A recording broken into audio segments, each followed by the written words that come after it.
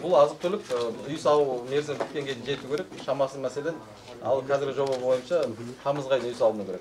Енді үй салудың өзі 500 елді мекенді бөлік осы Мырзакент деген аудан орталығы, соның жанынан қазір 50 гектар жер аумақ белгіленді. Кеше ол үкімет басшысының бірінші орынбасары Роман Скляр келу кезінде. Сол жерге 500 үй салмақшы. Ол жерге 3 ауылды сонда көшіру жоспары бар. Себебі сайда орналасқан.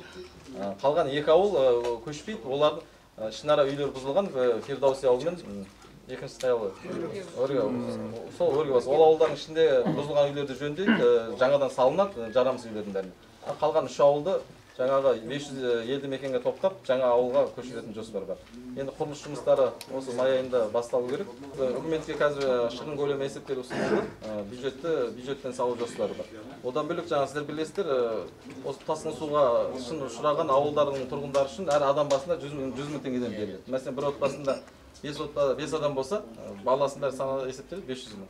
Одан бөлек кеше енді 5-те 2 миллион доллар көлемінде Османов форумынан аударылды. Ол жалпы эвакуацияға ұшыраған азаматтардың отбасына беріледі. Ол отбасылардың адам саны онда 31 мыңдай, отбасы саны 5202 отбасы деп есептеліп отыр. Ол әр отбасыға $1000 көлемінде сондай шығын төлемақы төленеді.